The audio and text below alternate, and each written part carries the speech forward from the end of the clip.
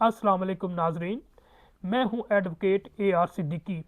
کیا آپ جانتے ہیں کہ پنجاب کے مالکان زمین، پلاٹ، مکان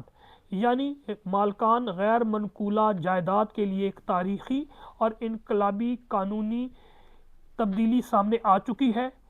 حکومت پنجاب نے پنجاب پراپرٹی اونرشپ ایکٹ میں ایک ایسی ترامیم کر دی ہیں جو برسوں سے جائیداد کے تنازعات میں پھنسے ہوئے عوام کے لیے امید کی کرن ثابت ہوگی۔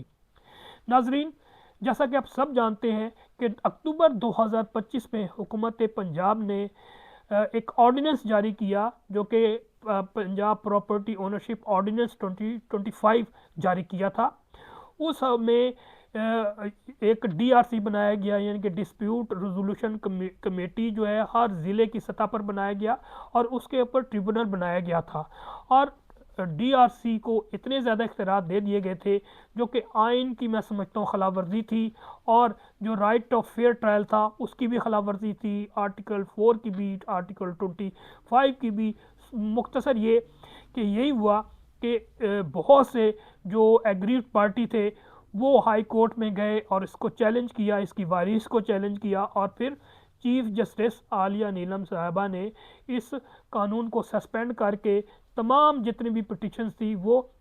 لارجر بینچ میں، یعنی کہ فل بینچ بنایا گیا اور وہاں پر بھیج دی۔ بہرحال یہی تضاد چل رہا تھا، اور اس کا مین یہی تھا کہ جو ڈی آر سی ہے، جو کہ ایگزیکٹو کے پاس پاورز ہوتے ہیں، ان کو اتنا امپاور کر دیا تھا کہ وہ اپنی من مانی کرتے ہوئے ٹریبونلز قائم نہیں تھے۔ پورے پاکستان پنجاب میں کوئی ٹریبونل، یعنی کہ 38 یا 40 اضلاع ہیں، تو وہاں کہیں بھی کوئی ٹریبونل قائم نہیں تھا، بلکہ ڈسپیوٹ ریزولوشن کمیٹی بنائی گئی، اور اس کے ذریعے تقریباً کہا جاتا ہے کہ 5000 سے زیادہ قبضے واگزار کروائے گئے۔ اور اس میں یقینی طور پہ جس طرح ہمارے ایک مقولہ ہے، میکسم ہے لا میں، کہ جسٹس ہریڈ جسٹس بریڈ، اور ویسے بھی جسٹس کا کام عدلیہ ہی کر سکتی ہے، وہ ایگزیکٹو نہیں کر سکتی۔ ایگزیکٹو صرف ایگزیکیوٹ کرتی ہے عدالتی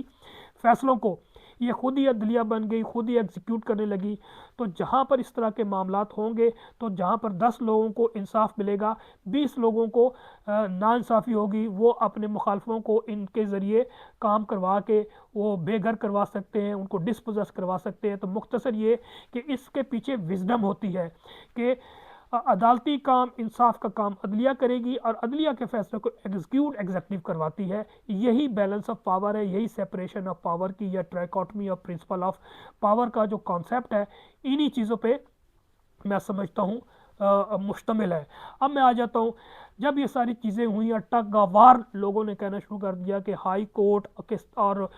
پنجاب حکومت کے درمیان ایک ٹگ آف وار کی سچویشن ہوئی، تو پھر پنجاب حکومت نے بھی ون سٹیپ پیچھے لیا اور جو عدالتی اختیارات کو انہوں نے تسلیم کیا، اور پھر اس میں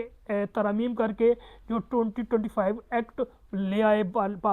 پنجاب اسمبلی کے ذریعے ایکٹ بنا دیا۔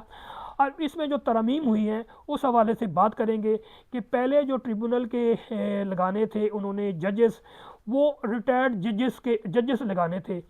کیونکہ ریٹائرڈ جج وہ کوئی اس کے پاس قانونی وہ حکومتی یا جوڈیشل اختیارات نہیں ہوتے، نہ وہ جوڈیشری کے انڈر ہوتے ہیں، نہ ہائی کورٹ کے انڈر ہوتے ہیں، تو وہ میں سمجھتا ہوں کہ غلط ہو رہا تھا۔ اور پھر اب انہوں نے ترمیم کر کے کیا کیا کہ جو ایکٹنگ ایڈیشنل ڈسٹرکٹ اینڈ ججز ہوں گے وہ لاہور ہائی کورٹ کے تحت ہوں گے، وہی اپوائنٹ ہو کے اس ٹریبونل کے چیئرمین ہوں گے، زیادہ تر ان کو امپاور کر دیا ہے۔ اور اس قانون کے تحت اب تمام جگہ ٹریبونلز قائم ہوں گے اور زیادہ تر اختیارات ان کی طرف چلا جائے گا، اور پھر انصاف میں اس طرح سے شفافیت آئے گی، عدالتی جو وقار ہے دوبارہ بحال ہوگی، اور کسی دباؤ یا اثر رسوخ کی گنجائش بھی کم ہو جائے گی جو کہ ایگزیکٹو اثر کرتی ہے۔ کسی کی سفارش ہوگی یا کسی مخالف کو دبانا ہوگا، اس کو نقصان پہنچانا ہوگا، تو ایگزیکٹو کے ذریعے، پولیس کے ذریعے، ڈپٹی کمشنر کے ذریعے، اسسٹنٹ کمشنر کے ذریعے وہ اپنے مضمون مفادات حاصل کر سکتے تھے، اب اس سے وہ بچیں گے۔ اس کے علاوہ جو فیصلہ ہے وہ 60 سے 90 دن کے اندر اندر لازمی ہوگا، اور میں سمجھتا ہوں یہ صرف قانون کی سب سے بڑی کامیابی نہیں بلکہ ایک انقلابی شک بھی ہے کہ جائیداد کے قبضے یا ملکیتی حق سے متعلق ہر درخواست کا فیصلہ 60 سے 90 دن کے اندر لازمی ہوگا۔ یہ ان ہزاروں شہریوں کے لیے بڑی خبر ہے جو برسوں سے کچہریوں کے چکر کاٹتے تھے۔ فیصلہ ہوگا، فوری طور پہ عمل درآمد ہوگا۔ ناظرین، اب ٹریبونل کا فیصلہ محض فائل میں بند نہیں ہوگا۔ فیصلے کے فوراً بعد متعلقہ S H O, deputy commissioner, assistant commissioner اور پولیس کے ہمراہ موقع پر جا کر جائیداد کا قبضہ اصل مالک کو دلائیں گے اور ریونیو ریکارڈ میں فوری طور پر اسی حساب سے درستگی بھی کی جائے گی۔ اگر کوئی اس پر مزاحمت کرے گا تو اس کو گرفتار بھی کیا جائے گا اور پھر اگر گرفتار کر کے سزا بھی دلوائی جائے گی۔ عدالتی فیصلے میں کوئی رکاوٹ ڈالے گا، قبضہ نہیں چھوڑے گا یا مزاحمت کرے گا تو ٹریبونل اس کو بھی سزا دے گی اور بھاری جرمانہ بھی عائد کر سکتی ہے۔ یہی اس کے علاوہ جو تبدیلی آئی ہے، پہلے جو شک میں لگایا گیا تھا کہ یہ جو ڈسپیوٹ ریزولوشن کمیٹی ہے وہ کسی بھی کیس کو جو سول کورٹ میں موجود ہے وہ اپنے پاس منگوا سکتی ہے۔ یہ بہت ہی غلط قسم کا قانون تھا، یعنی کہ آپ یوں کہہ لیں کہ انتظامیہ کو سول کورٹ کا سربراہ بنایا جا رہا تھا۔ تو اب یہ کیا گیا ہے کہ اگر کوئی میٹر سول کورٹ میں پڑا ہے تو وہ سول کورٹ سمجھے کہ جناب یہ فوری کیس سماعت کے لیے ضروری ہے اور یہ بہتر ہے کہ اسے ٹریبونل میں ریفر کیا جائے، تو وہ سو موٹو کے ذریعے یا پھر کسی بھی فریق کے درخواست پر وہ اگر سول جج خود سمجھے کہ یہ اس کو بھیج دیا جائے تو سول جج آزاد ہوگا اس کو کہ قانون کے مطابق انصاف کو تقاضا پورا کرنے کے لیے کہ وہ وہاں پر ریفر کر دے۔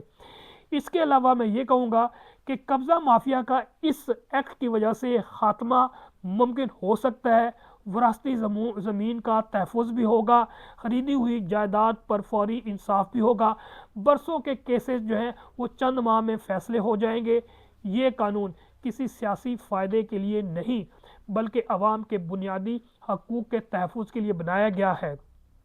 اب نہ دھوکہ چلے گا، نہ اثر و رسوخ کام آئے گا اور نہ کسی کی زمین پر ناجائز قبضہ ہوگا۔ اگر آپ اس قانون کے تحت قبضے کی خلاف کارروائی، جائیداد کے حق کا دعویٰ یا قانونی رہنمائی چاہتے ہیں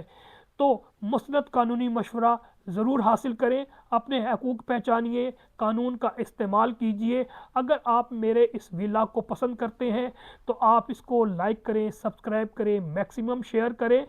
نیکسٹ ویلاگ تک کے لیے اجازت دیجیے۔ والسلام، اللہ حافظ۔